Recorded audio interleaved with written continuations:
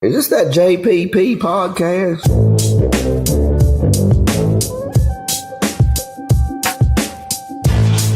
What is the best sports month? Is Patrick Mahomes the new Romo or the new Montana? Should Koetter learn how not to lose from the Razorbacks? The guys do their usual weekly NFL round robin, including Earl Thomas reactions, LJ feeling lost and vindicated, and Kevin losing it on a Super Bowl champion. All that and more this week on Just Press Play. Pregnant ladies and little kids better get the hell out of the way because I am running. I'm like Forrest Gump, dude. I am running. So the Titanic was the biggest ship on the ocean, but that didn't mean it was unsinkable. Okay. All right.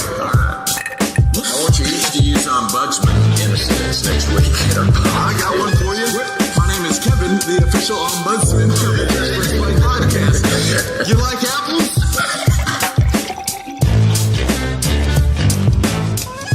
All right, here we are for another week. Only 1 week of the Just Press Play, or one episode this week of the Just Press Play, because there were some minor difficulties traveling. I lost my phone in the Uber. It was a tough weekend for me in the good old city of Austin, Texas. But we are back. We're missing LJ this week, or at least for now. He may join us a little later. But we got Uncle Tony joining us again. Tony, it's good to have you on. Howdy, howdy, howdy. And of course, we got Pops joining us, and it's a good time of sports right now. October's starting up. Major League Baseball playoffs are getting underway. We're at the end of the first quarter point of the NFL season, so we're starting to learn what some teams are. College football starting to get into the thick of things. I wanted to start off real quick with, just for you guys, what is your favorite month of sports? Pops, I'll start with you. I think I know where you might lean towards. Well, I think you know where I'm going, and I'm gonna give a lot of credibility to the month of March just because of March Madness, which is my favorite sporting event on earth, bar none. Best sporting event in the world, right? Isn't that what you say? In the world. Absolutely. Period. Yeah. Now, with that said, and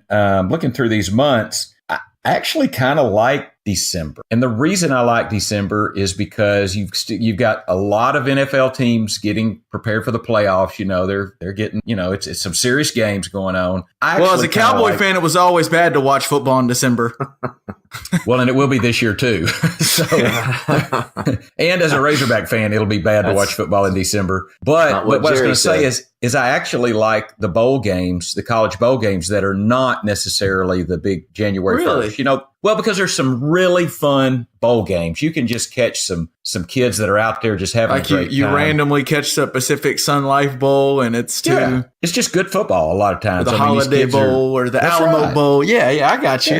Yeah. And basketball's in enough of a swing that I care a little bit about, even college and in NBA. So how often do you catch a college game before the new year starts? Like, do you catch too many non-conference games? I don't see you as catching a lot of college basketball. Not much. I mean, I might try to catch the occasional Duke, North Carolina game if they have one early in the season. Arkansas, if they're playing somebody decent and has a good team. But you're right. I don't watch a lot of college basketball before January. So is that, if you had to pick one, would you go December as your favorite sports month? Because that is shocking to me. Well, Lifford is shocking in many ways. Chuck, I think I'm going to go ahead and go with December. I think I'm going to go with December. All right, Tone. Well, what say you, Tone? What do you think? I know you like a little baseball more than Lift does, so that might factor into your months. I don't know. Well, yeah, and so October is a great month, and Kevin, you made a great point about that. The playoff races are going in baseball, and so it's really fun to watch. And football isn't a good month,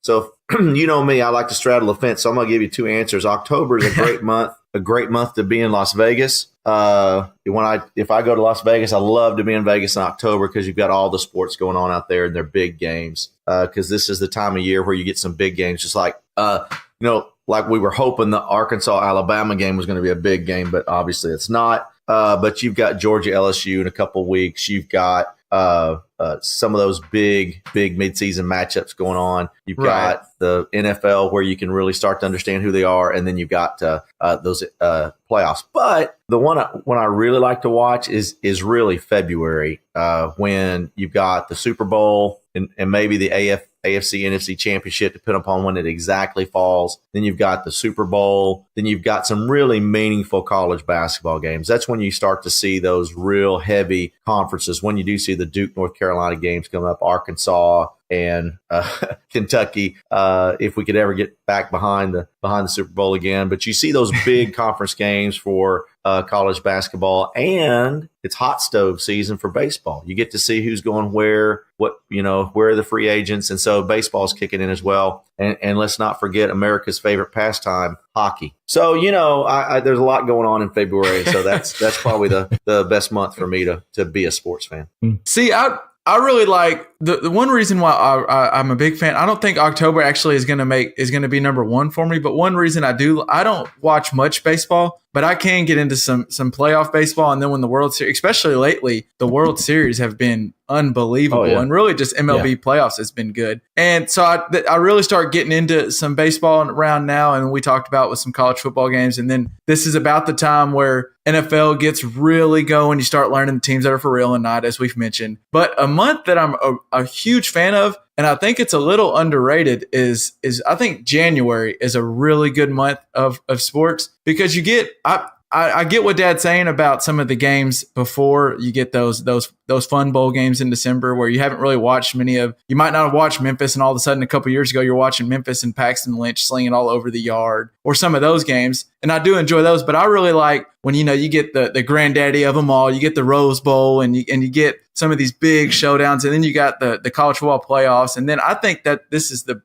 January is the best time for NFL playoffs, because I almost would say give me the wild card weekend and divisional weekend where you get 4 games, and you're more likely to get 2 or 3 maybe really, really good games. And don't get me wrong, I love the Super Bowl, but just a lot of football. You get Saturday and Sunday of 2 good games. And then I start getting real into basketball season really kicks up for me right around Christmas time, college and pro. So that's when I really start watching. And March would be up there just because March Madness is great. But really, other than March Madness, NBA playoffs, I guess, is starting to kind of get figured out. But I think January is probably my favorite sports month of the year. But I started looking down through different lists, and there's April's an awesome month because you get the Final Four and the championship going on at the beginning of April. Then you get MLB opening day, the Masters, NBA playoffs, and the NFL drafts kicking in towards the end. Yeah. So we picked December, January, and February. It's interesting. It's the winter months. It's probably because we're sitting inside. Golf, it's cold. Right? Yeah. Outside. Right.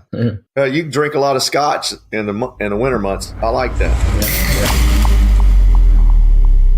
So we mentioned off the top that we're a quarter of the way through the NFL season, and if I haven't learned anything, and it's been a topic on this podcast for the past 3 or 4 weeks, really since after the first week, but once again, Mr. Patrick Mahomes of the Chiefs, Patty Mahomes. That was it was. That's about how he talks. That's how he sounds when he talks. It was such an impressive game Monday night. I'm just here to help the team and do the best I can. And I listen to Coach Reed, and he shows me, and I really appreciate Alex Smith, all he did for me. But I'm glad his ass is out of town. So and where's Bert and Ernie? So does Patrick Mahomes? I kept getting it. I think I heard you say this before we started recording, Dad, but his voice sounds like it's a mix of Kermit the Frog and then that person on the commercial that is telling you how it's a cigarette commercial, Stamp Out Smoking, and they've been smoking for 15 years and it's ruining their lungs. It's like a weird mix. Oh my gosh. Yeah, that's random. It's almost good pull. Good pull. It's almost like right when God was creating Patrick Mahomes, he's like, you're going to be real tall, you're going to be athletic, you're going to have a rocket arm, and the NFL is going to make a rule right when you get into it where no one can even tackle you. And so Patrick Mahomes is like, so what's the one catch? And he's like, well, your voice is going to sound like when a utensil gets stuck in the garbage disposal in your sink, and that's just your normal walking around. That's his only downfall. He swallowed a kazoo. What are you going to do? Hey, if you had to choose one thing, okay, if you're going to be bad at something, because God help Jason Witten, Jason Witten has a nice voice, but he can't. He can't use it right. So not to change it, but you know what? I was listening to the game, and for 10 minutes, he didn't say a damn thing because the other guys, it was just, oh my gosh. I'm hoping he's just needing a paycheck and he wants to come back to the NFL next year. But so he won't talk for a while, and then when he does talk, it's not really all that insightful. Jason Witten doesn't. I don't know. As much as his counterpart, old Tony's done well announcing, and he's polarizing, people like him or don't like him, but it seems like it's unanimous. No one really cares for Witten up in the booth. And then I don't know what they're doing with, we've talked about it before, but I don't know what Booger's good, but they put him on the sideline and he looks like he hates that chair. It's with his little seatbelt on and his sippy cup over there. It's ridiculous. He's not one, but 2 sippy cups. Have you noticed he's got 2 cups? It's like, does he have 2 what is he trying cups? to stay hydrated because that chair, and what's it got, a heater in it or something? Is he so close to the camera that it's like 120 degrees or something? But I saw something online the other day that said something about, and I haven't noticed, but he has some mangled hands, and they kept talking about. Oh my gosh! Have you not seen him? Oh, goodness. It's like a Tyrannosaurus Rex or something up there, but I didn't see it myself. So anyway, but I digress. We're talking about Sir Patrick Mahomes, I believe is who we were talking about. So, the dude's got a cannon for an arm. He can throw off any foot, leaning any way, going any direction, and he can throw it 35, 40 yards, 50 yards downfield. I'm impressed with Mr. Mahomes. I don't know if y'all saw pregame. There was a clip going on Twitter where he legit he was at the back of one end zone and he was throwing the ball pregame, literally threw it to the other end zone in the air. I mean, it looked like that fake Powerade commercial or Nike commercial, whatever Mike Vick had back in the day where he threw the ball out of the end zone.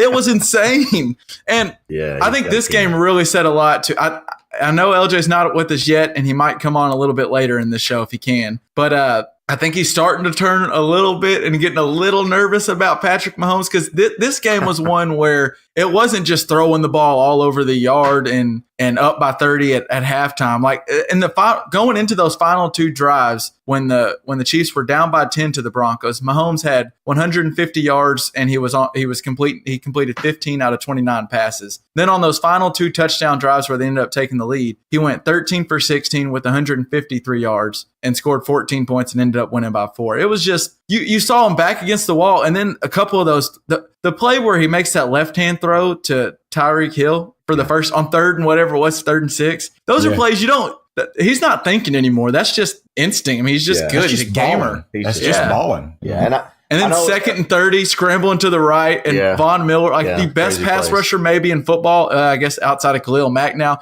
But you got Super Bowl MVP on his back, and he's just making these throws. It was incredible. I mean, it was just incredible to watch. Yeah, and I thought, if Patrick Mahomes, I don't think we could call it a coming out party, but because people knew about him. But one of the things you saw in that game last night was that it was a completely different game than we'd seen the first 3 weekends for him. And I think we had talked before about how Andy Reid has a scheme, and they're going to score 5, 6, 7 touchdowns maybe in a row, and they're going to get up big, and then all of a sudden the offense disappears because teams figure out their scheme. Well, this one was a completely different setup for that. Denver was ready for him from the get-go. As I thought, we very thought well played game by Denver. Absolutely. But then Mahomes kind of took over and let his athleticism and his ability to make football plays take over. And those last 2 drives I thought were critical.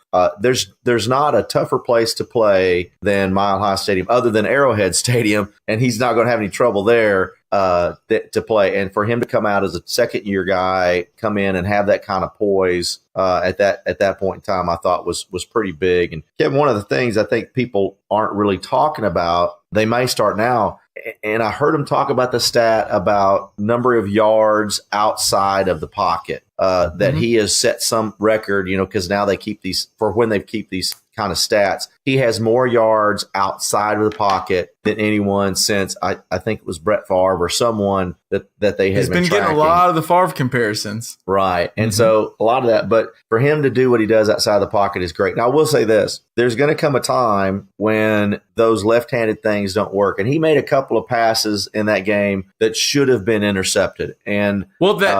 I'm sorry. You're right. So there's going to come a time when he's going to face that adversity. And I don't know if they're a 16-0 team. I don't think that they are. They are certainly a 13-3, 12-4 possibility. We'll see how he handles December. But I got to say, this is, as Liff would say, the real deal. So I want to add something to what you're saying there. And I know that initially this is going to make you roll your eyes at first, but something that I saw with Mahomes is he just like you mentioned, he just trusts his arm so much. And some of those throws where he's running to his left and then reaches back and throws across it to the other hash. And it's a throw where, as a quarterback, you're told you just don't make that throw. You're asking to get picked off. And he made it, and it works because he has an arm that there's only a few guys in the NFL can make a throw that he can make. He's very impressive. And it reminds me a little bit of some times that I've seen Mr. Tony Romo make some very impressive throws where he's scrambling out of the pocket. But what scares me is he makes what we've seen so far is the best of that Favre-esque, Romo-esque, gunslinger, trusting his arm, making those amazing throws. And I think you're onto something. Sometimes you're going to see those times where all of a sudden, instead of looking awesome, where that left-handed throw looks good, it's a fumble, and all of a sudden Von Miller's going the other way with it for 6. Because we've only seen 4 weeks, and I think he is really good, but maybe Andy Reid needs to try to rein him in and go, sometimes those aren't going to work. Like, I like him every now and then, but be careful. Yeah, I think you're on. I'd say this, there's going to be a time when he's going to hit a slump, right, where those things don't work, and he's going to have to be able to bounce back from that. And I looked at a little bit of film, and if there are folks out there listening to us who have time on their hands and want to go out there and look into the archives, go look at a little bit of Joe Montana back in the day and see how much. And now the West Coast offense was built for that guy, and he does not have. Mahomes has probably twice the arm strength that Montana had. However, if you watch them outside the pocket, it's amazing the accuracy that Montana had outside the pocket, his ability to deliver a football in places where the football just shouldn't go. And through 4 games, nobody wants to, be compared to Joe Montana 4 games into their, or 5 games into their career. But outside of the pocket, it's very interesting to watch that and to go back and look at some of the things that Montana would do across his body, leaning out, this lanky guy out there running around. And here's Mahomes out there, lanky guy running around. And it's very interesting to look at that comparison and what might happen with this kid. I just have to make one comment. I heard Tony question whether Kansas City Chiefs will go 16-0.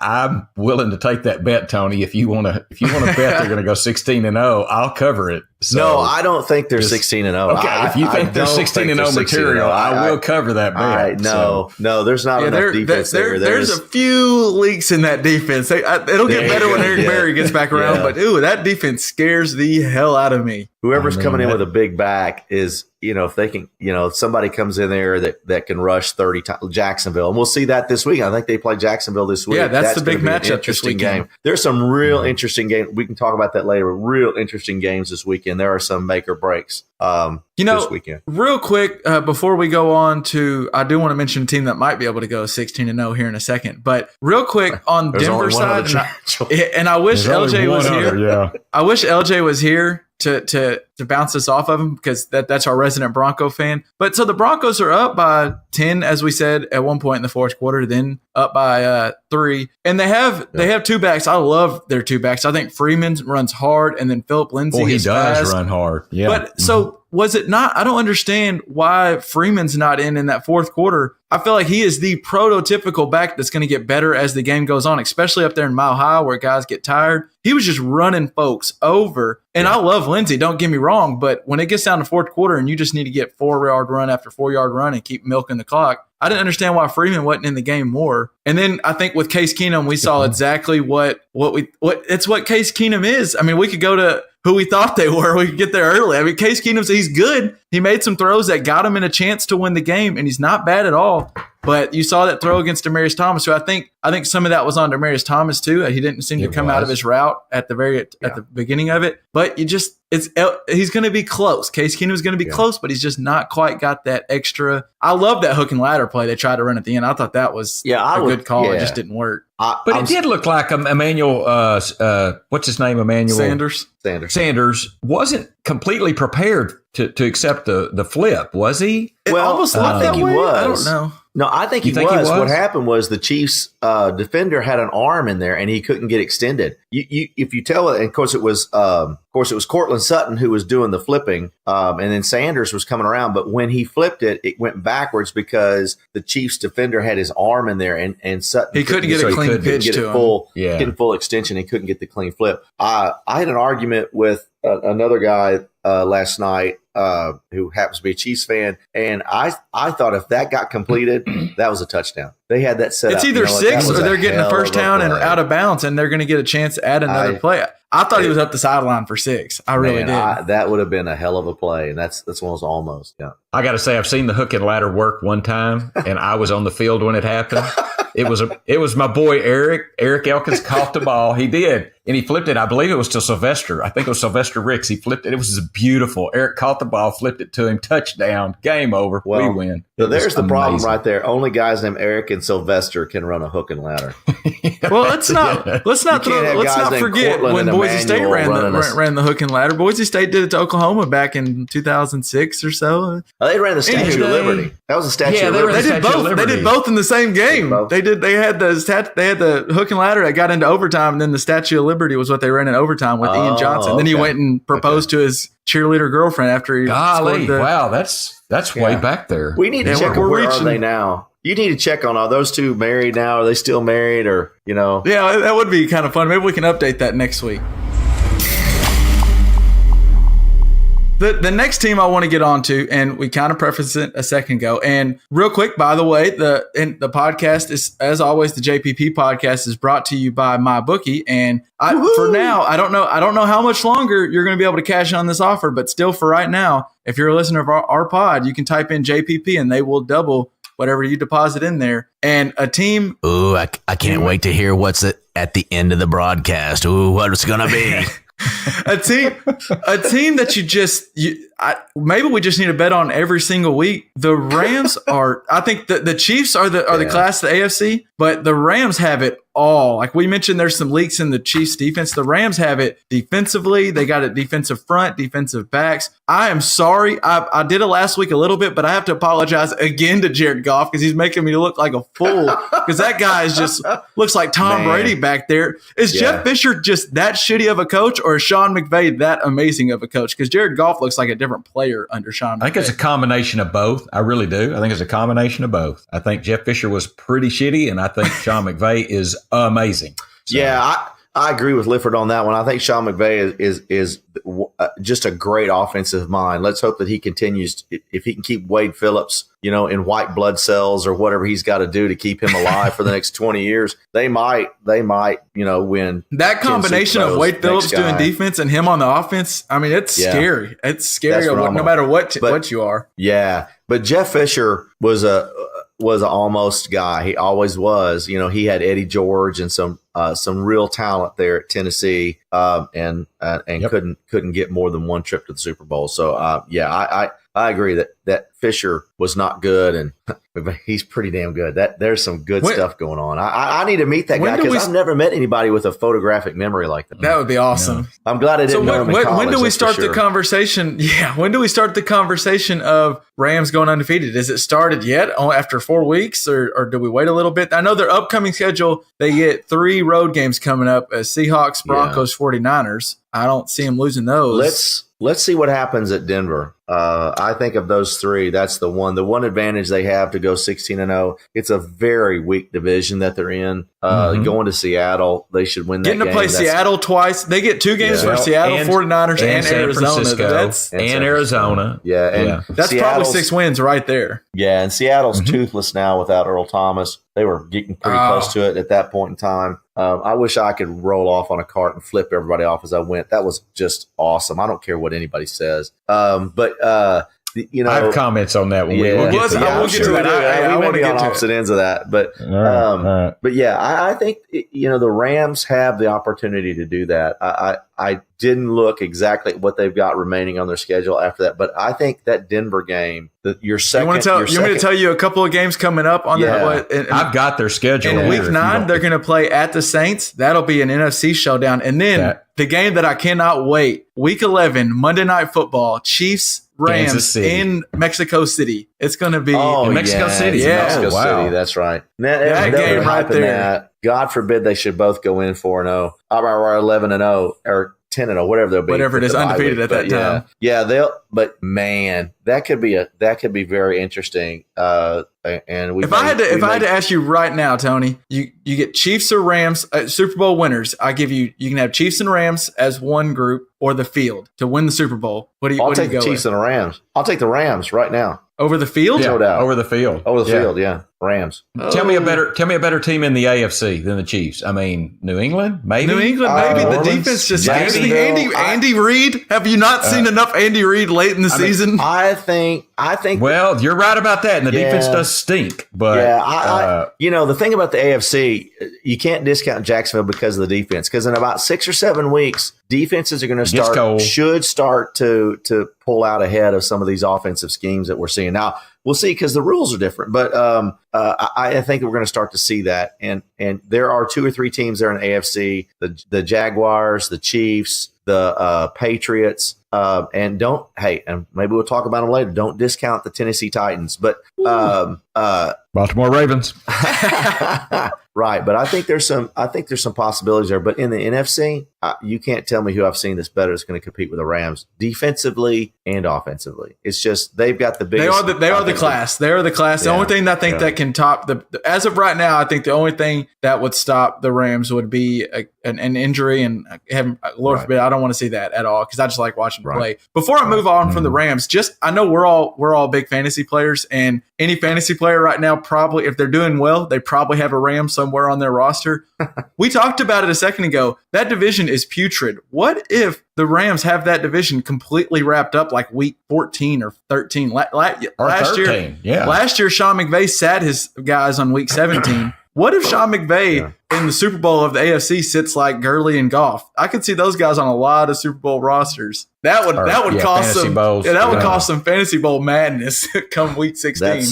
That gives me consternation as we speak there, Kevin. So I guess we'll pay that toll when we get to the bridge. I guess we'll worry about that later. Yeah, that's a good point. I think, though, you're probably worried about week 16, 17, whether week 16 they only play a half if they get to that point. I think the one thing you've got going, though, for you is that you will have probably the Eagles. I think they should start to take off now with Jeffrey, even though they had a rough weekend down at Tennessee. But they should start to come in and get close. And I still don't think the Rams are going 16-0. It's just too hard to do. And someone pulls a hamstring or turns an ankle. Yeah, and I'll tell given you, week. Going to Denver, that is a trap game because that's your second. It isn't easy. That's your second game of a three-game road trip. That's always the toughest one of them. And going to Denver, it's a tough place to play. It's Mile High Stadium, 5,000 feet. You're going to have to be ready, and that's where it drags. So go to mybookie.ag right now and take the Broncos plus probably what's going to be 6.5. So, but that's going to be tough. But hopefully if they've got 1-2 losses coming into week 14, they'll get to play through 15 and 16. But you're right. It's a concern. I'm not trading any of them, but it's a concern. No, I wouldn't. So let's move on. That's the class of the NFC and AFC, I think, right now are the Chiefs and Rams. But I want to move to a couple of divisions. I disagree with that statement, but go ahead. I want to get to the NFC North is a division that really intrigues me right now because the Bears lead the NFC North at 3-1. And maybe we saw Mitch Trubisky's coming out party, or maybe we just saw that the Fitz magic is over with, the Dirk Koetter stuff. He really, I don't know if y'all heard Dirk Koetter in the post-game press conference saying everyone should be fired. He might need to cool down because his owner might go, you know what, you're right, and go ahead. He said including me. He did say including me. Yeah. So I think he's including me first.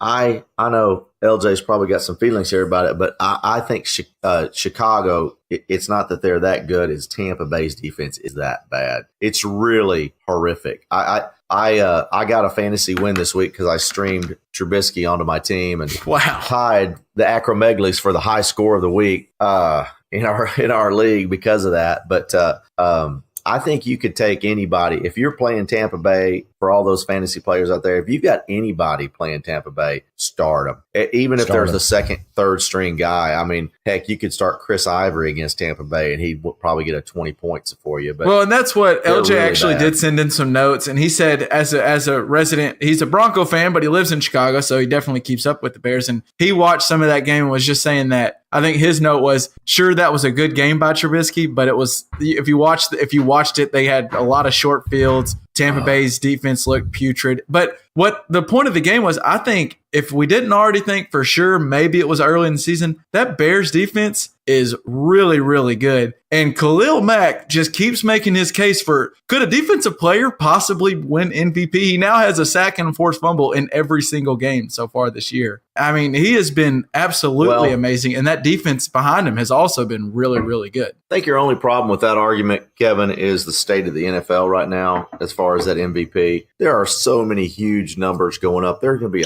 a bunch of records broken. I don't know that you're going to have the opportunity for a defensive player to win the MVP in this kind of environment. I don't disagree with your statement. I think as far as him being a valuable player, he's probably the most valuable player on the Chicago Bears, no doubt about it. But I don't think you could turn and say, yeah, he's the NFL MVP. Drew Brees is going to break the last remaining pass records this year. You're going to have Todd Gurley probably break the 1,000 barrier. You're probably going to have Patrick Mahomes break Tom Brady's touchdown record. Yeah, there's just so many numbers going up. The scoring's up this year. You're probably right, but it's been wild. I mean, what Mac's doing has been impressive. I would say this. You know what? I think we should create a new award, the Badass Award, and you can give that to Khalil Mack.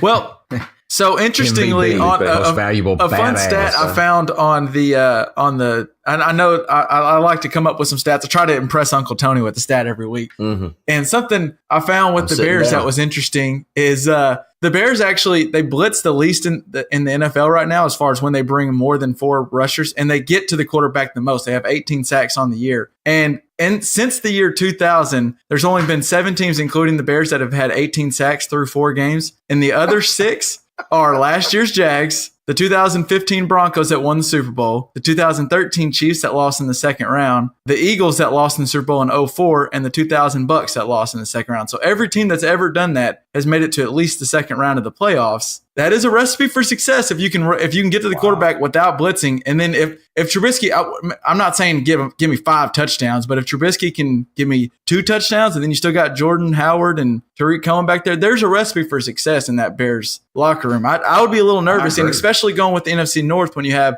and Dad brought this up before we started recording, but the Vikings have some serious flaws, and all of a sudden they're 1-3. And we don't know how good that defense is. When we thought coming into the year, I was all over the Vikings. And then I'm not sure what to make of the Packers yet. What do y'all? Well, to clarify, Kevin, the Vikings are 1-2-1.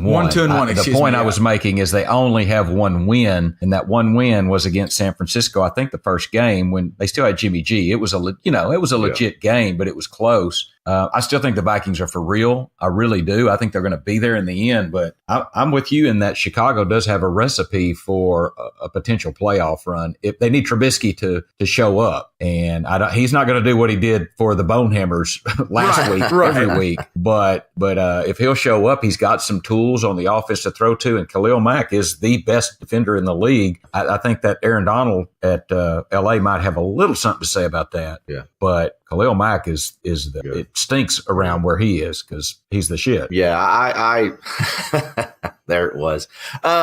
So I agree with that. I think what's going to help Chicago, we're talking about the NFC North. When you're looking at the playoffs, you've got 2 wild cards that are available. And so I'm concerned that Chicago is going to be one of those. And my concern was in the NFC South. Now, Atlanta losing a couple of defensive backs have really fallen off the table. You might hear their name mentioned later on in the broadcast. But, with them probably out of the playoff picture, I think that brings Chicago back into it because Green Bay hasn't, although the defense played well, it was against Buffalo after Buffalo went and freaking destroyed Minnesota. And so, it's there. And now Minnesota is got some flaws, and I think where Minnesota's problem is they can't run the football. Kirk Cousins, as good as he is, and he's a great quarterback, I think he's a top 5 quarterback, but if he doesn't have a run game, he's going to have a problem. He's not going to escape the pocket. He's not going to create a lot of stuff, but when he's in the pocket, he can deliver the football. But if they can't run it, he can't do that. And so Minnesota's got to figure that out. They've got to figure that out. And if not, then I think that brings Chicago into the playoff picture. And we'll know here in the next two weeks whether that's going to be the case. And I think a lot of that division will hinge on it. I didn't get to watch much of the game.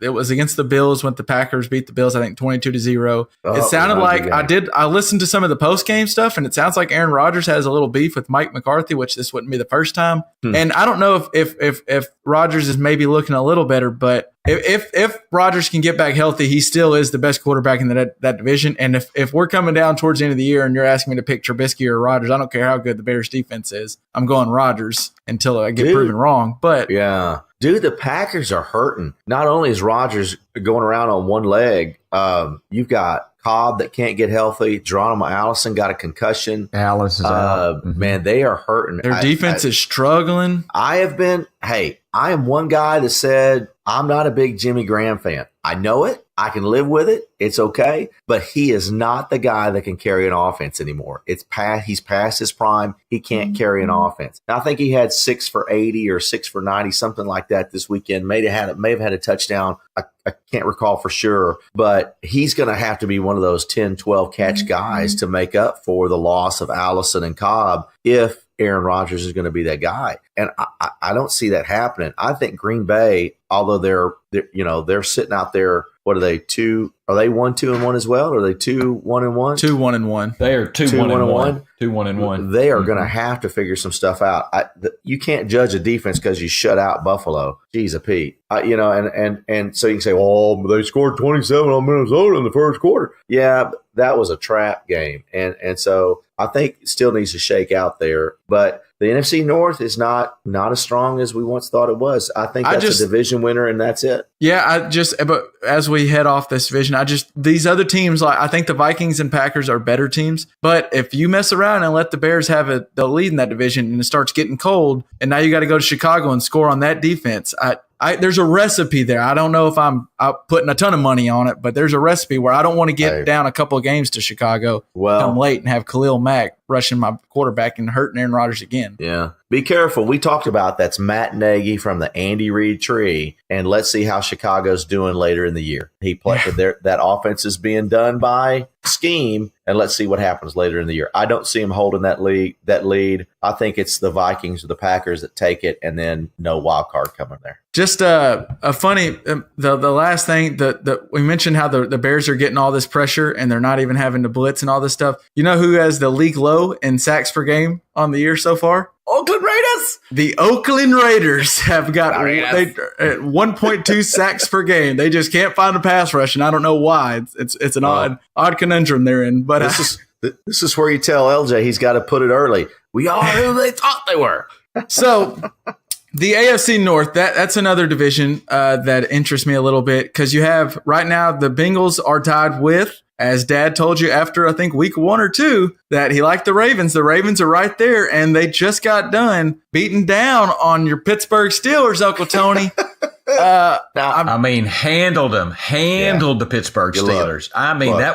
That was not lucky. They beat them. Hey, in Pittsburgh. Hey, look, and I'll say this. Baltimore beat them. They beat them. I will say this. Yeah, I know when I'm wrong, and I was wrong. That game did not go the way that I thought it would. Now, you saw this week, Monday, and then today, a lot of news coming out that Bell says, I'm coming in after the bye. I believe the Falcons and the Steelers play this week. That is the biggest must-win game. It's hard to say there's a must-win in Week 5, but those teams are both hurting. For both of them, that is a must-win game because I don't think the Steelers can go down to 1-3-1. 1-2-1, you know what? That tie is not going to hurt them as bad as you might think if it were a loss. If they were 1-3, it's a big difference in that division. But that division historically beats up on each other down the stretch. There's a lot of football still to be played. I'm not giving up on the Steelers winning that division, but the Ravens do look good. Alex Collins is going to have to figure out how to hold on to the football. He needs to quit eating that popcorn before the damn game. Yeah, something. But,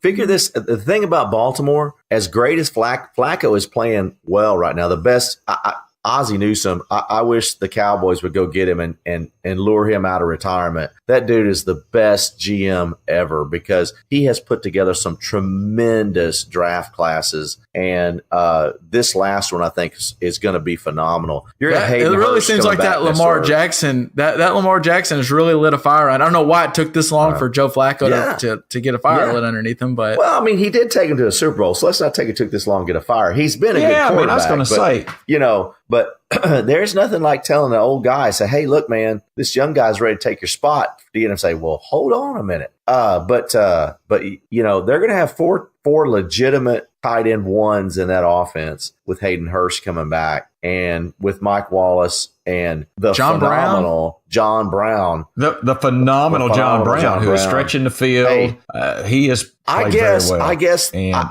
for some reason, I guess they don't have sickle cell in Baltimore because that's been the only thing holding him back. In his and now career, all of a sudden he looks great. And he looks phenomenal, right? So I don't know what. Well, by the way, Baltimore is number 4 in points allowed. I mean, and they're getting back their corner, Jimmy Smith, who's one of the best corners in all of football, is coming back this week. So you got Jimmy Smith, Joe Hayden, and Patrick. Is it Patrick? Not Reed. Is it Patrick? I forgot. He's started 130 something games in a row, and all of a sudden it's like, well. Sorry, bud. I know you're not hurt, but Jimmy Smith's back. They got to figure something out on that. But with them and T Sizzle, that's a good team. No doubt about it. It's a good team. Well, and I think they got a hell of a coach. I think John Harbaugh. He does the most with the least over and over again. Well, he does. He is by far the best Harbaugh coach in my opinion. No doubt there. I don't think there's even a doubt. But I mean, he's just steady. I like him as a coach. He's steady. He's not fight. He does his job and he does it very well. And this is a shout out to Jerry Jones. Jerry, I know you listen to the JPP podcast, but I want you to understand something, what Lifford just said. This is knowledge coming your way. John Harbaugh, one of the best coaches in the NFL, won a Super Bowl, but was on the hot seat. His owner sat him down and said, look, bud, you got to win. And so now look at him, 3-1, head of his division, ready to go. His owner's not out there saying, hey, man, it's okay. I feel comfortable with this coach. He's not doing that. Jerry, get up in his ass. Come on, man. Get up in his ass and tell him he's got to win or he's gone. We know he can do it. Get out there and do it. Okay, done. I thought you was going to tell him to go hire John Harbaugh. I wished he would. Yeah, it's too late. John's going to win a bunch of games this year, and it's that little thing is over. I will remind you, Tone. I think it was after week 1 or 2, you made a bet with old Dr. Liff over here that Washington Redskins would be better than Baltimore, and Baltimore looks pretty tough. They look pretty salty. But the Redskins are still doing good. We still don't know what does Dr. Liff get. All I know is we have to put the Bonehammers logo on the JPP. I'll tell you what. I just read up a little bit over the weekend. I'll get you a case of that damn Malort because I don't know that I'm tasting a bit of that after what I read. So no. You got it. Well, I guess you won the bet because the Redskins. It's not it's not a commodity here in Little Rock, Arkansas, but I can tell you I'm going to find it. We're going to get it, but we'll figure something out, Liff. Well, everybody needs to do it once or twice. Yeah. So, but a case of it, no, that's not what I want. Yeah, but I agree, Kevin. That's a good point. You're looking at the Redskins and the Ravens, very similar teams. I will say, I know when I'm wrong. The Ravens right now are the better team. They're looking pretty good. If they can hold that through, I think we are looking at someone who could challenge for the AFC. Well, and you can't trust the Bengals. Well, I was about to say, no one's even mentioned the Bengals, who are 3-1. The Red Rockets been killing 3-1. But because the Red Rocket, Andy Dalton, Marvin Lewis, I'm sorry. I just don't trust him. I have no faith I've seen that movie. Whatsoever. I've watched it all the way through to the end, and it seems like it's 17 years now, right? How many years has he been there? Here's the biggest thing that's happened to them is they lost Tyler Eifert this weekend. God, that sucks, man. That's a when big they were loss. successful, they had Eifert. So I think that's he's a really had one big blow. crushing injury after another, and he finally gets back from his back, and then this freak injury where his ankle snapped. I mean, Yeah. I feel so bad for Tyler Eifert. It seems like it's one thing after another for the guy, and he's just a talented player. Very talented. I'm sure he'll feel good on that $10 million that he's got. So if he wants to send some of that money my way, I'd be glad to feel even sorrier for him. So, and we mentioned a little bit about the Redskins, and they are actually leading what is looking like, as of right now, the NFC least. And I think the only thing we learned from the Cowboys game over this past week, or the Cowboys and the Giants game, is that the Cowboys aren't the worst team in the NFC East. Because someone actually, it was funny. I don't know who actually got in Scott Linehan and Jason Garrett's here, but someone told him, hey, this running back y'all have is actually a pretty good player, and it might behoove you to get him about 30 touches. And he went for 150 yards rushing and almost 100 yards receiving and became the first player of the year to have 200 yards from scrimmage. Well, that was an interesting thought. I'm glad they decided to figure that out. But I want to get on, what did you see what in that game, the lines were it was like the prototypical Stafford game. He put up 300 yards, 2 touchdowns, no picks, had a good fantasy line, and lost. It's just like, that's what we talked about this earlier in the year. He's gonna go in the Fantasy Football Hall of Fame because he's a good quarterback to have in fantasy football, but just when it comes down to it, he'll find a way to lose, whether it's his fault or not. Yeah, I don't know if Matt Patricia found some Thanksgiving Day playbook and said, when y'all go to Dallas on Thanksgiving, here's how you play it so you lose, because that's what he did. It's amazing. Kerryon Johnson is tearing the hell out of the Dallas defense on their first drive, and all of a sudden, wait a minute, where'd Kerryon go? What's happening to Kerryon? They just quit using him. I don't understand it. Yeah, the guy is just battering that soft middle of that defense. And again, I don't know, did Sean Lee play? It seems like I saw him out there. I didn't get to watch some of that game because I was driving a lot. I couldn't tell. I had to watch highlights. I don't like to watch kangaroos hop around on 2 bad hammies, so I didn't watch that part of it. I did see Jeff. Jeff Heath got ran over. Jeff Scrambled Eggs Heath get run over again. And I don't mean to make fun of this, but maybe I do. But I don't know if you saw after the play, it was that prototypical when a guy has gotten his bell rung, he kind of puts his hands up like a little Tyrannosaurus Rex, and he's reaching for something, and it's just not there. And that's what happened with Jeff Heath. He's like, and then boom, he's down. So I don't know what happened. Yeah, that's tough. That's tough. Yeah.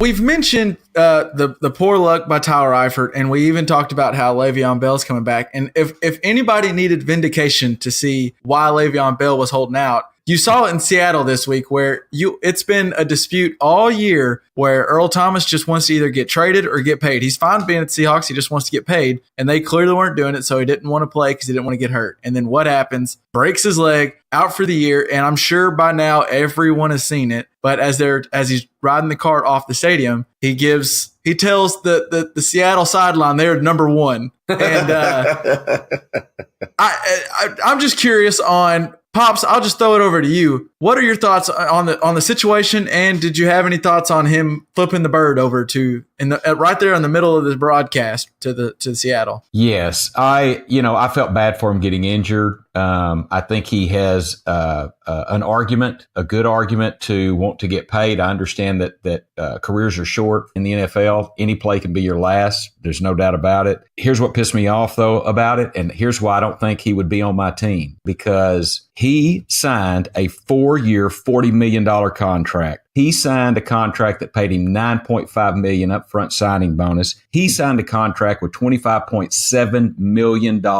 guaranteed. He signed the contract. Now, if he wanted to do like Le'Veon Bell and lay out, not report, not play, I get that. I don't particularly like that, but I do understand it because these guys got to get paid. But he signed that contract. He decided to play. He gets hurt, and it's somebody else's fault. And it's somebody else's fault where he's going to go off and flip off his sideline. Screw that sucks. I think couldn't it's disagree wrong with you more. And you're certainly welcome to do it. But that to flip a bird to the sideline of the team that agreed to pay him $40 million. He didn't have to show up. He didn't have to play. He chose to play. He chose to play and then flipped off his own sideline. I think that's a bullshit, low class Bush League kind of thing to do. If he would have just taken his medicine, gone off the thing, I understand he probably cost himself some money. He didn't have to play. I'm not mad at Le'Veon Bell. I understand what he's doing. I understand why he's doing it. But to decide to play after you decided to sign a contract and then flip off your bench, I think that's classless. Tony, do you have a response or do you want me to?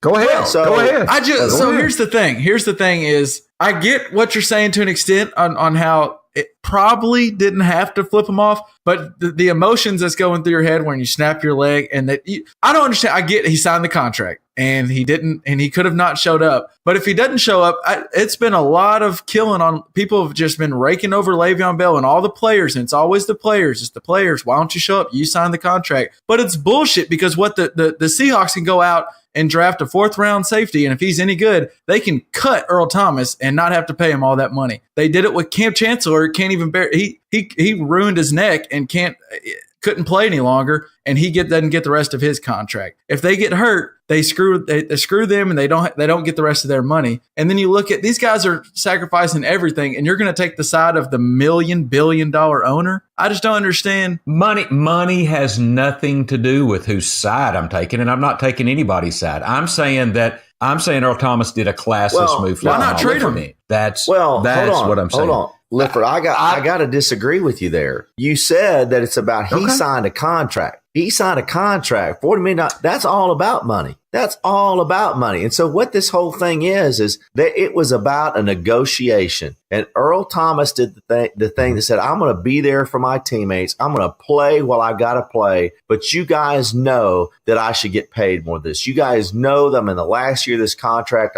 Was he 29 or 31, 32? He's got more years left for a safety. He ought to be getting a contract. It's the same thing and I think that the Players Association will probably address this in the next time we have an agreement. But that last year of that contract, they ought not to be able to be franchise tags or whatever that is. They're using that to their disadvantage. He was not franchised, right? I know he wasn't. That's Bell's problem. But in that last year of that contract, there ought to be some stipulation like, look, either we negotiate in good faith and there's a continuation clause for the contract or something, but there's not. And so those owners have a distinct advantage in football that at any point in time, there could be a catastrophic injury that could either keep your career out for 2 years or get you out. Cam Chancellor's retired. They cut Sherman. They cut Richard Sherman to save $11 million this past offseason. Well, yeah, but time out. We're not talking about Richard Sherman. We're not talking about Cam Chancellor. We're talking about Earl Thomas.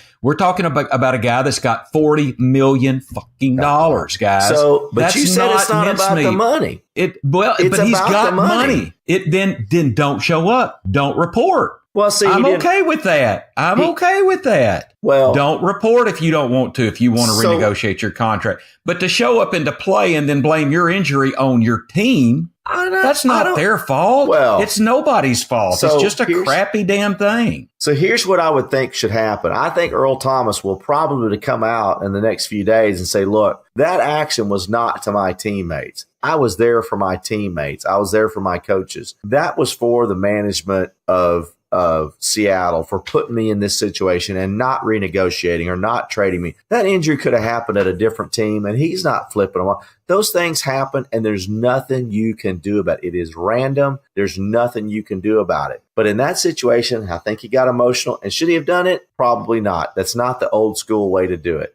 I wouldn't have done it, but again, I'm not a 32-year-old, all-pro safety making $40 million a year. He is. It's a different thing. And his action, although it's not something I would do, I'm not blaming the guy for it. He's like, look, thank you very much. I've got a year rehab. You guys didn't trade me. Screw you. Here's the last thing I'll say before I'm done. And it's just that. So the reason they clearly didn't want to sign him long-term. They didn't want to pay him and they didn't want to sign him long-term. That's fine. That's their choice and they can make that. And they made it clear. So by keeping him, the only reason they were keeping him on their roster is because they wanted to get something from Earl Thomas. So if he walks at the end of this year, which he's going to do, and now they won't end up getting it because he's hurt. But if he would have walked at the end of this year and been healthy, they would have got a compensatory pick of a 3rd round pick if someone would have signed him. And so the only reason they're keeping him is because they wanted to get a better pick. They wanted to trade him for a 1st round pick or a 2nd round pick, but they clearly didn't want him. So if you really just don't want him, he's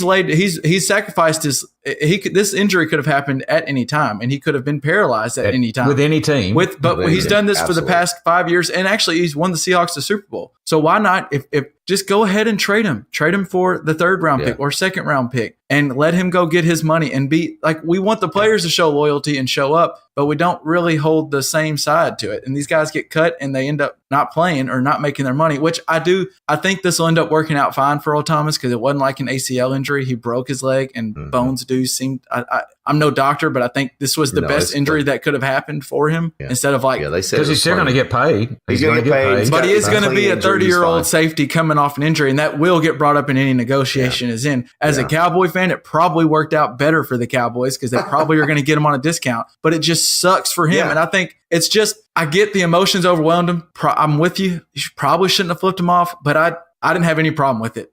If the Seahawks if they didn't want him, then didn't trade him. But you know what? We can just agree to disagree. It's totally cool. It's fine. I don't know. And I think you're going to say, in my job, I don't have a chance of a career-ending injury, sitting at my desk pricing gas. Okay, I get that. But if I don't like how much I'm paid at work, then that's on me. I got to do something about it. So that's what I'm saying. It'd be like me walking out the door, flipping off my boss at work. And I just think that's horseshit. I don't know. If you don't like where you are in life, if you don't like the amount of money you make, if you don't like the material possessions you have or don't have or whatever, look in the damn mirror. So I understand that Seattle had something to do with that. But he could have not played. Yeah. And he still was rewarded relatively handsomely for his actions. I mean, he at least got 27 and a half, and I guess he's going to get all 40 million. And I'll shut up now, but I just thought that was a Bush League thing to do. It's a good point. It's a good point, Liff, and it's just a different perspective. But the one thing I'd say, and this is my last comment, is between him and Le'Veon Bell, I mean, Earl Thomas showed up for his teammates. They know the Seattle Seahawks. They're not going anywhere, but he shows up. He knows he wants out. He knows he's getting out. He knows at the very least, it's the last year he's going to be in Seattle. He knows they're not the best team they can be, but he shows up and he goes out there and plays. And unfortunately for him, a season-ending injury. And so I just think the moment there is like, you know what? F you. And as he's going off, I came out here for you guys. You didn't show up for me to try to get me a new contract or get me out of here. F you. But I think, though, to give him credit, he showed up. Le'Veon did. All right, so now we've all gotten a chance, at least me and Pops have gotten a chance to go mix a drink and take a deep breath and cool ourselves down. And then the Peacemaker came in. So now LJ's joining us for the final part of the podcast. And since me and Pops have already had plenty to discuss, I wanted to bring up something we kind of touched on a little bit. We did plenty of Mahomes and Denver talk, and I'm sure you don't have any interest reliving that dream from last night. Was there a game on last night? I think there was. It was a pretty fun game. There was also coming your way. JPEG's coming your way. Go ahead. There was also a really fun game on Sunday night where Big Ben really just looked like what one person would say is what they thought Big Ben would look like. What did you think about Sunday's game, LJ? Can I just read my notes on the Ravens versus Steelers, just one after another? Well, I was gonna read them to the listeners earlier, but I didn't think I would do them justice. So I'm glad you're here, and I'll just give you the floor. Yeah. Okay, so bring it. So what I've got is the first note I've got is replace Big Ben, and this is the theme for the rest of my notes. The second note is he takes up an eighth of the salary cap. He dumps off, holds for too long, then overthrows on 80% of their offensive plays. He also takes up 16% of their total salaries, by the way. Would you rather have Landry Jones and a wealthy Le'Veon Bell or Ben Roethlisberger and no Le'Veon Bell? Also, 8 Ben Roethlisbergers would fill up the entire Steelers cap, so that's just worth noting. Mitchell Trubisky scored more against the Bucks, and Derek Carr scored more against the Browns. Also, for every dollar the Steelers spend on players, Ben Roethlisberger gets 16 cents, so that's a little ridiculous in my opinion. Antonio Brown's throwing some vague shade, which is a lot more accurate than a Big Ben deep ball. Ben Roethlisberger's making over double the highest paid running back this year. They're 1-2-1, by the way. He's got 2 Super Bowl wins, and those teams included Hines Ward, Willie Parker, and Troy Polamalu. Jerome Bettis was also in the first one, and in both games, he was the worst quarterback on the field by any metric, including Antoine Randall L.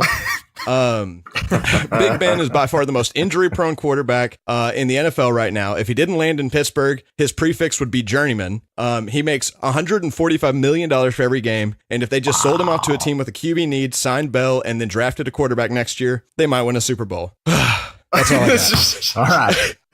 I think you meant $1.45 million a game. What did right? I say? I think you said 145. I think you said $145 million a game. Let's, I think let's be clear. Yeah, he doesn't make no player makes that. He makes $1.45 million for every game, which is a pretty tidy sum. Pretty tidy sum. So just to recap, in case someone didn't get what you were going for there, it sounded like you were saying Big Ben is overrated and they need to replace Big Ben. Is that correct? That's the gist of it. There were a lot of things going on in there, like a lot of detailed conversations about the Steelers. No, it's all just cut him. Just get rid of Trey, whatever. Well, I don't know. I think he has a pinky injury. I heard in a meeting that he's having a hard time. No, gripping you the don't have to football. think. Big Ben will let you know. If he's got an injury, you will know. There is no doubt about it. So allow me to retort. Please. Do you want to go point by point, or what you got? What do you think? I don't have a Big Chief Indian pad and a number 2 pencil to write it down with, but I will say this: you do make some valid points. However, I'm not for sure that, and I don't know why the hell Willie Parker ended up in that rant, but and so if y'all can text me back, if you can text me how many years Willie Parker played and was he in and what position it was, I'd be interested. But if I can tell you what position Willie Parker played, are you kidding me?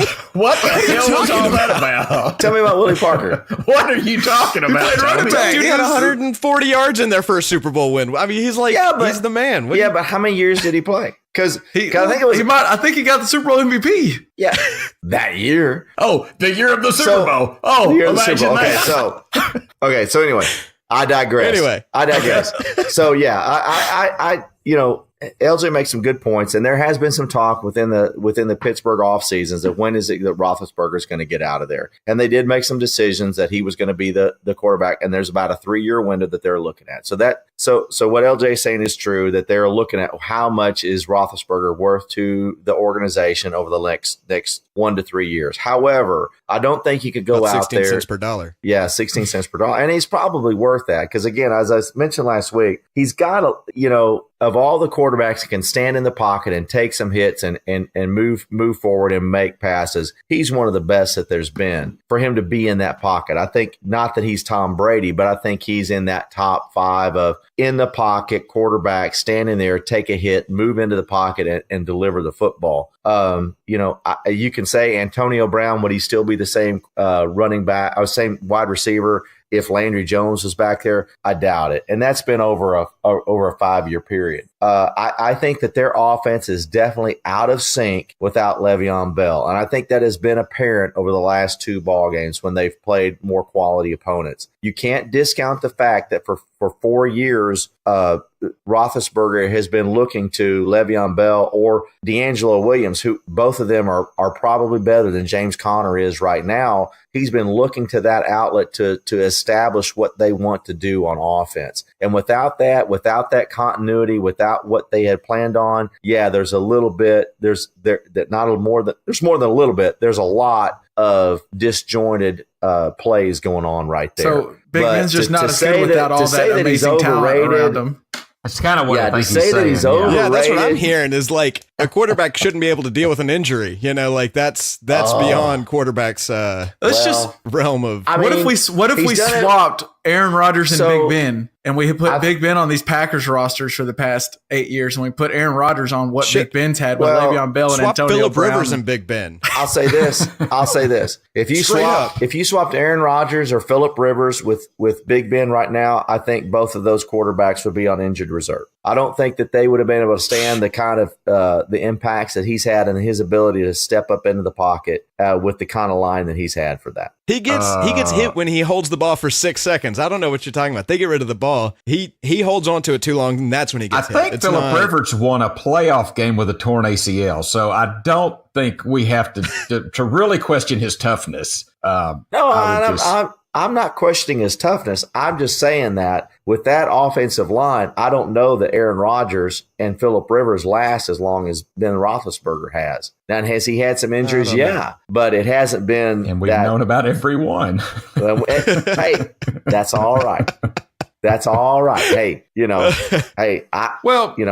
why should I know that Justin Tucker can sing opera? I don't need to know that, but why is Ben Roethlisberger complaining about getting hit? I have no idea. It doesn't matter to me. So I don't know. I don't know if this is who. I don't know if this is what you were going with, LJ. But were you maybe saying that Big Ben is who you thought he was? Is that maybe, or do you have a different one for this week? Well, you know what? Actually, that is a better answer than what I put down. I put down the Saints because I feel like the Saints kind of, prove that they are exactly what they are. I mean, Alvin Kamara is the 14th best receiver in the NFL, and he doesn't even play receiver. I mean, Mark Ingram's coming back this next week. That's just a good team. Oh, and by the way, Drew Brees is probably going to break Peyton Manning's yards record on Monday night. So, Saints are who I thought they were. But also, I guess I can put the Steelers right there with them. I think the Steelers are exactly who I thought this week. Well, to piggyback on where you went with where you were going with Big Ben, to another quarterback, I believe maybe in that same draft class, who I'm going to go with for my who we thought they were of the week, and I mentioned him a little bit earlier. Why? So just because Eli Manning has the last name Manning and has 2 Super Bowl rings, we've been giving him a pass for like 4 years now. And the Giants, since the start of the 2016 seasons, the Giants are the only team in the entire NFL who have yet to score 30 points in a single game. They have not broke 30 points in a single game. And Eli Manning has somehow been the quarterback. There's a statistic for you. Love it. I love it. And somehow Eli Manning has been the quarterback for all of these Giants teams, minus the one game where McAdoo tried to bench him. McAdoo was his own problem. We could get into that another day. But for some reason, we keep giving Eli Manning a little bit of this pass, and like maybe it's not him, and Odell Beckham's a diva and all this stuff. Let's just go look at what the Giants have done. In 2014, they took Odell Beckham Jr. in the first round. In 2015, they took Eric Flowers, a left tackle, in the first round. In 2016, they took Sterling Shepard in the second round. In 2017, they took Evan Ingram, a tight end, in the first round. And then in 2018, as we all know, they took Barkley with the second overall pick. And then, in the offseason, they went and got the best left tackle in Nate Solder in the free agency. At some point, when are we going to go, okay, I don't know what Archie Manning has on the rest of the NFL, but Eli Manning has got to go. He sucks.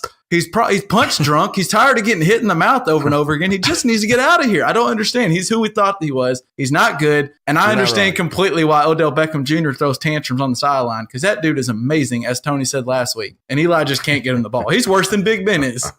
You're not wrong. You're not wrong. Definitely not wrong. And that's a great question, Kevin. And that's one that's been talked about every offseason for the last 3 years. Why are they hanging with Eli Manning? And somehow they just keep rolling it out there with him. And I think they keep saying, get him his weapons, get him his weapons. And he's got weapons. Good God. He's got to have them at this point. Yeah, if you don't have his weapons every now, team in the NFL would dream of having half of those players. Yeah. And they can't score 30. Kevin asked that question 4 weeks ago about was it really a good thing for the Giants to take Saquon Barkley? And now that we see these quarterbacks, these rookie quarterbacks, and the success that they're having, perhaps we need to go back and look at that and say, okay, maybe the Giants, as good as Barkley may be, maybe they've made a mistake. But I would say that there's, they should have gone out in free agency and looked for another quarterback, probably in 2017. So they had somebody ready to go. But it's mind-boggling. I think maybe they're following the Jerry Jones playbook for how to be successful in the NFL.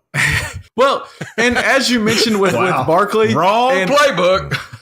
I almost feel a little bad for Barkley, because he is, when you watch him play, he does have a special talent. There's something special with Barkley, but it proves to and LJ knows this from as a Denver fan, the Denver's got Royce Freeman in the third round, and they got Lindsey for free. and you're saying you spent the second overall pick on Barkley. I know Barkley's better than both those guys, but you got them for 10 cents on the dollar when you could have got Sam Darnold, who may or may not be good, but he's at least as good as Eli is right now on a fraction of the contract. With the passer protection rules right now, I don't know if you guys mentioned the stat that I threw out there, but we're leading the league in points, in touchdowns, and in yards. Yeah. It's not a running back league anymore. Yeah. It's just not. Yeah, there's 5 to 6 running backs that are even the most valuable player on their teams right now. 5 or 6 of them, and you could put them out there. But I will say this: if Denver had Saquon Barkley, they beat the Chiefs Monday night because they needed that power runner down that fourth quarter, and Barkley provides you that. He provides you that ability. Looked like he was. They wouldn't give him the ball. They wouldn't give him the ball. I mean, Royce Freeman was rolling over people. Well, here's this though: if Case Keenum didn't Roethlisberger over Demaryius Thomas, that would have won the game. But hey, Demaryius Thomas gave up on the route, though. Come on, LJ. I can guarantee you this. Did he? I didn't.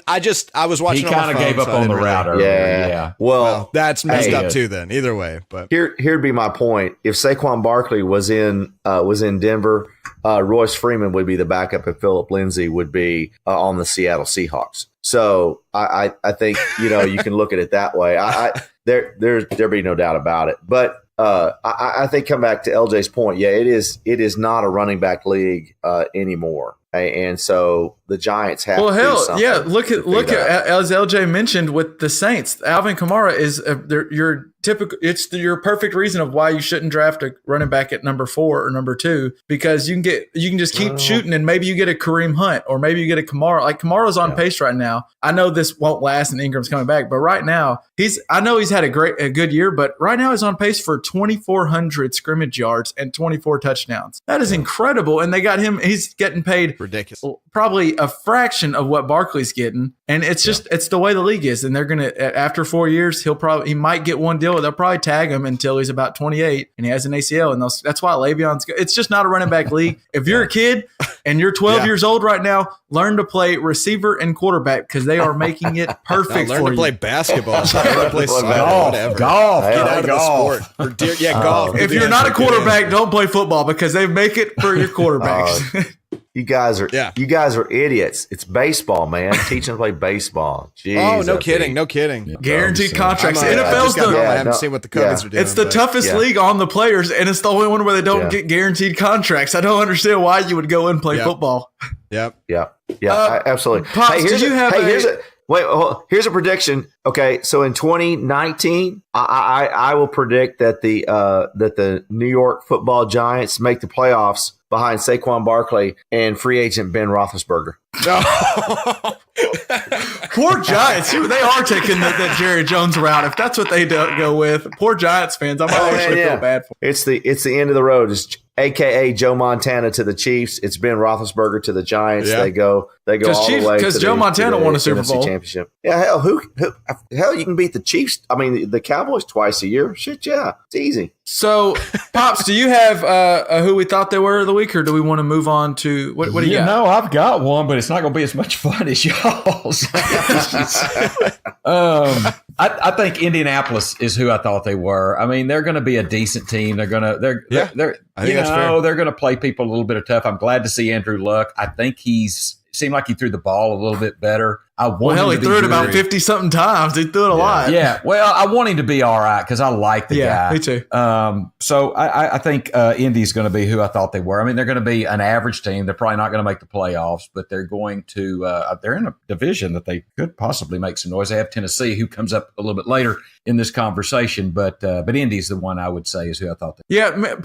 I will with Andrew Luck. And right on the cusp of when quarterbacks start getting those deals where you can get that young quarterback and he's on the rookie contract, and they got Andrew Luck, who was it was what we want him to be when he came into the NFL. He's great, and they just screwed up building that team around him for the first 5 years or so. They just have not put anything around him, and they look the same. They have T.Y. Hilton, and that's it. It kind of ends after that. They haven't given him much. One other thing, and this may even contradict what I said, but did you see towards the end of that game, they had like a 4th and 4 right on their own 40. The game is tied. They try to draw them off sides. They don't draw them off sides. They call overtime. timeout. in the overtime. They come back in, and you figure they're going to punt the ball and go ahead and take the tie. Instead, they go for it on 4th and 4. They miss it. Give the the Texans the ball on the 40. They make one pass to the 30. Guys kicked a 42, 47-yard field goal. Wins the game. Poor Houston fans. That was how O'Brien could get fired, and Frank Wright just gift wrapped him a W. He gift wrapped him another year of Bill O'Brien, but Frank Reich, I think, is the coach, right, of Indianapolis. That was bullshit. That was he said after the game. Call. He said after the game that they knew from the get-go they weren't playing for ties, but at some point a tie is better than a loss, and that's 4th and 4. It wasn't 4th and 1. It wasn't. I don't know that. Punt it down was there. Maybe the guy lost the ball. That was a terrible call. I hear what LJ has to say about that. So anyway, that's what that's not better than a loss. Is that what you're asking? No, I would say this. This is a rule in the NFL. First-year head coaches get a bye on any time they do something aggressive because they always come in and say, I want to do something different. We're going to be aggressive. We're going to go. We're not playing for a tie. And I bet the players did like it. I bet the players did kind of like it. That was. But your best player is not on the field. T.Y. Hilton. I mean, he's their best player. Not a good play. Jack Doyle's out. Just not a good. Doyle's out. Yeah, not a good play. But he gets a pass on it. Like, well, he's just trying to be aggressive and establish a winning tradition. Well, that's bullshit. He just got a loss. And Houston gets Bill O'Brien another year. So there we go. Well, another week. Can we go ahead and petition? Can we petition? So it's the Texans playing the Cowboys this week. And just for all fans of Texas pro teams, can we just make a deal that the loser of this game has to fire their coach right after? How about loser fires their head coach and winner gets a new head coach? It's a win-win. Yes. Yes. Awesome. I love it. I am all Sunday night, and then we that. can do it as soon as the game ends. It just they both get fired, and then we look to see who the next head coach is. The Cowboys bring in Lincoln Riley from Oklahoma, draft Kyler Murray. There we go. God. Yeah, I like it. Lincoln Riley. Tony, did you have a who we thought they were for this week? Yeah, or do we want to go on to our playoffs? Mine is the Tampa Bay Buccaneers. I think Fitzmagic. Well, they came crashing down. Fitzmagic is dead. Long live Jameis Winston. So, they are a team in transition. This is probably Dirk Cutter's last opportunity to coach in the NFL. Speaking of coaches that are on their way out. and obviously, Dirk Koetter doesn't know anything about Nolan Richardson because the one thing you don't do is, as a head coach, go in and say, well, they can fire me if they want to, because guess what? They will. they can have my job. I'm wondering, and we mentioned it a little bit ago, but I'm wondering if, like, as soon as Dirk Koetter got home, his wife was like, hey, honey, why are you saying that? Why are you giving that idea? Like, don't even put that thought in there. Yeah, so here's my Man, I thought it was a good move, though. That's fine. But here's my F-bomb for the night, because I got to have one, right? So, so that's what, you took the words out. So Dirk Koetter gets home and his wife's there. What the fuck were you thinking? I like this house. Well, and LJ, we just bought this house. You're going to go and say that? I like it here in Tampa. What that happens. So anyway, but Buccaneers are. I get what you're saying, LJ. That he was taking up for his defensive coordinator, and he was owning up to it and say, "Fire me, fire everyone." But that's one thing if Bill Belichick saying that, or you're Jason Garrett and you've already got Jerry Jones' blessing to coach for the rest of your life. But when you're Dirk Koetter, they really are probably thinking about firing you already, and then you come out and do that. Like that's just not that smart. Yeah. By the way, you just made me think. Do you think Jason Garrett has the same blood type as Jerry Jones? Do you think that might have something to do with it? I think what happened was they were flying one game. I don't know. This is conspiracy Kevin coming out. And I think they were on the private jet one time, and Jerry Jones had a few too many Johnny Walkers, and he had like a Papa John's moment and said something, and Jason Garrett recorded it. And that's the only reason Jason Garrett's not fired, is because he's got some kind of dirt on old Papa Jerry. I'm telling you. And that's why they hadn't got him out of there. He's got dirt, and it's pictures. I know there's some Polaroids that he has. Jason Garrett brought a Polaroid onto the bus, and Jerry was back there with some cheerleader or one of Willie Nelson's folks, and he's got pictures. That's the only thing I can think of. All right, so we've done the who we thought they were. So now let's get on to the best segment of the week, and it's the team that is no longer talking about playoffs. Talk about playoffs? You kidding me? What team do we think that they can just quit on the playoffs. LJ, what do you got for this week? Well, if I had my say, it'd be the officials, but I think they're going to be there. So I'm going to finally step up and take the Bills. The Bill, going out on a limb. So that one game wasn't I'm enough. going to step up and take it. Holy cow. Man, I had a hot Why take. are you giving the boy a problem? Careful. No, he's picking a team that won't make the playoffs. Why? Thank you. Thank you. Fine choice, LJ. I've already taken them. Yeah, I think everybody else in this call has already taken them. So, like, let's. I guess chill you're for a buying the second. Rams later too, right? I would if I could.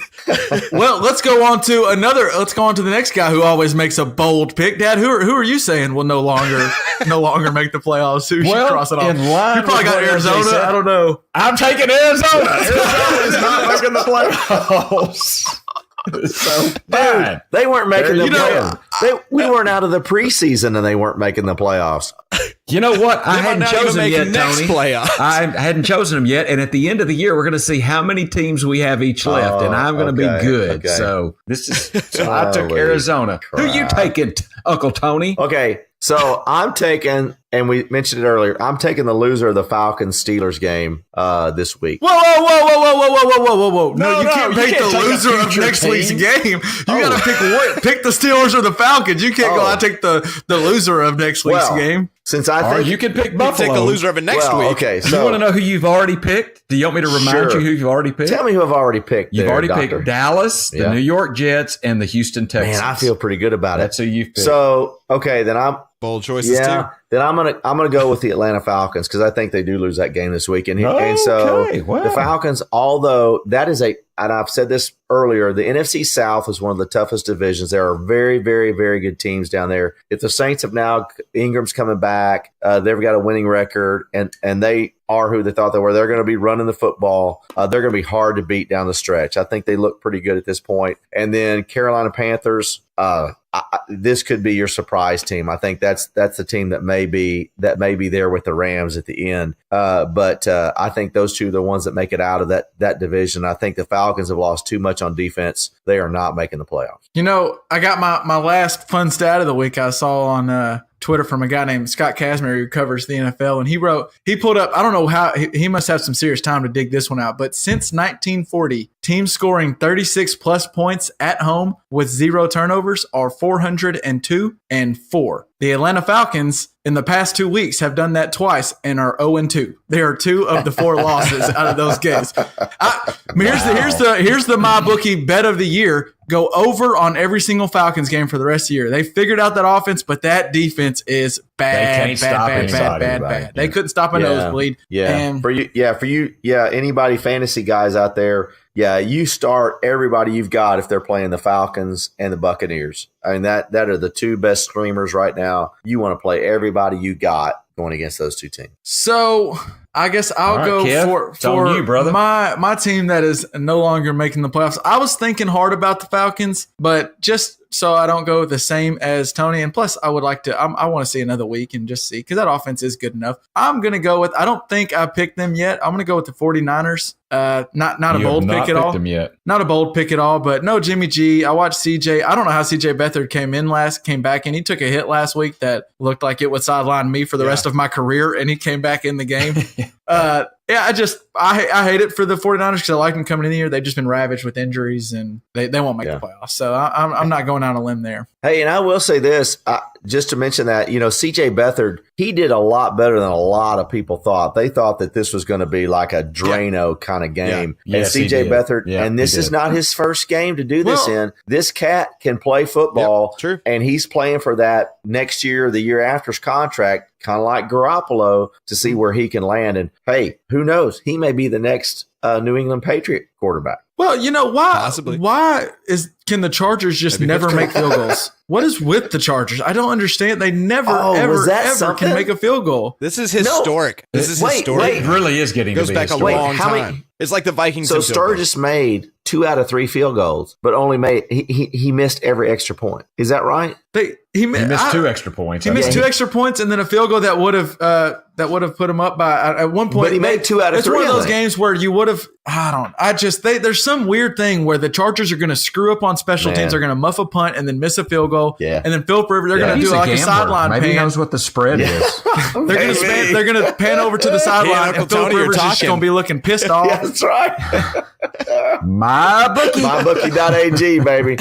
Hey, Monday night was awesome. does not condone fixing games. I just want to throw that out there. Our sponsor does not condone. Let's make sure that. We do not condone that. That's right. All right. That's right. All right. We're coming up against the time limit here. So LJ, who are you going to go with your?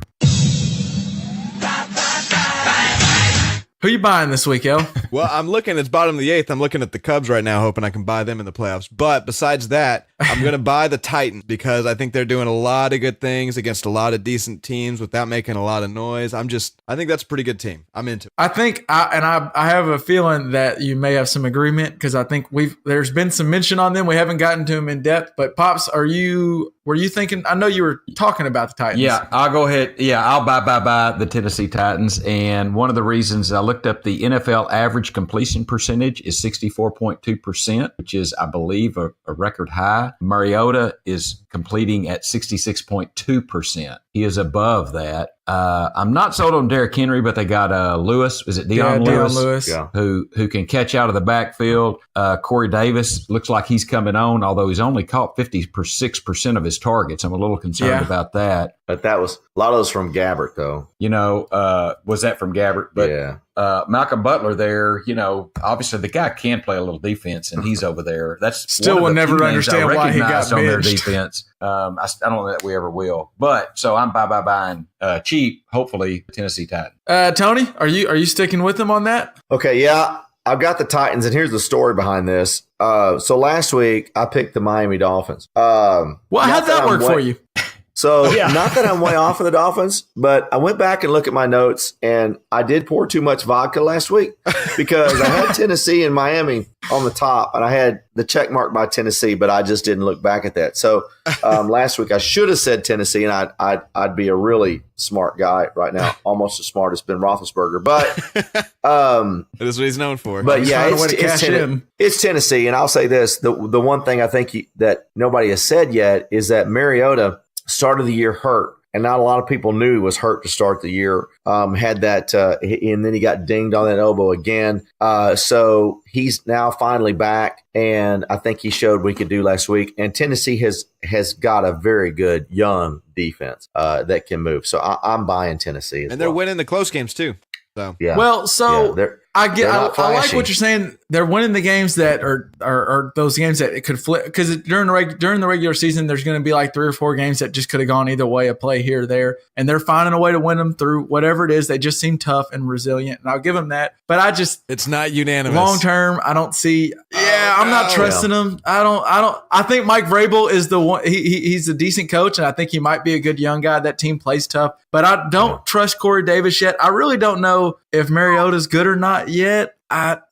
I'm with Dad on the defense. There's a couple of young guys. It's Malcolm Butler, but I'm going to go with the team actually that they played. And real quick, I don't know I can't remember who I bought week 1, but I bought the Bears in week 2, and then the Patriots after last week. I'm on a hot streak. And Kansas City after week 1. I'm on a hot streak. Kansas City week 1, yeah. So this week we're going with who lost to the Titans, and we're going to go with the Eagles. And my reasoning on that is just, I think Tony mentioned it earlier, but Alshon came back, look back to old Alshon. I think Carson Wentz has not looked, I haven't been too upset with him. He's taken hits and gotten back up, and that was the only thing I was a little worried about. And he doesn't seem phased from his knee injury. I think that offense will get rolling. That defense will get back. They're missing Jernigan in the middle. They'll be fine. And really, they shouldn't have lost. I don't know what their defensive coordinator was doing in that game against the Titans. It was third and 1, and the Titans could get a first. They were out of timeouts in that overtime, and they had to either get out of bounds or score a touchdown. And the Eagles ran like a zero blitz and left it 1-on-1 for Corey Davis, and I just don't understand. That was stupid to me. So they'll figure that out. I think the Eagles And plus, they play in the NFC least, and the Cowboys suck. The Giants suck. The R words aren't going to be good the rest of the year. I'm going Eagles. I think they'll end up figuring it out. So I will say, though, the Eagles give the ball up a lot. They're like right in the top of the league at giving the ball away more than they take it. So that's why I don't really like that choice. Yeah, but I the only thing that concerns me is that Super Bowl hangover. And it takes a really superior team to overcome that. And they don't have a dominant running game. Even with Jay Ajayi back, they do a committee. And so, they did a committee last year with Nick Foles at quarterback. Yeah, but they had a hammer with Blunt. And so and so they don't really have that hammer. And I think that makes a big difference for them. And so I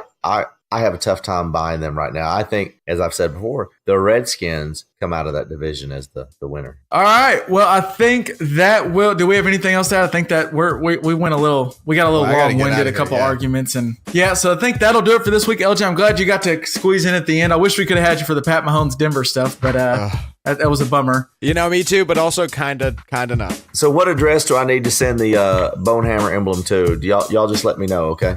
Okay, we'll figure it out. We'll get with that off the pod. All right, well, that will do it for this week's episode of the JPP pod. As always, remember, you can still go in and put the MyBookie JPP in the promo code, and they will match any deposit you put in on MyBookie. And that's the place to go bet. That's the place to go win some money. And just go cash in on all this knowledge we're spitting out at you. So that'll do it for me this week, guys. Peace out. Thanks. I'm good. Awesome. Yeah, thanks. Peace.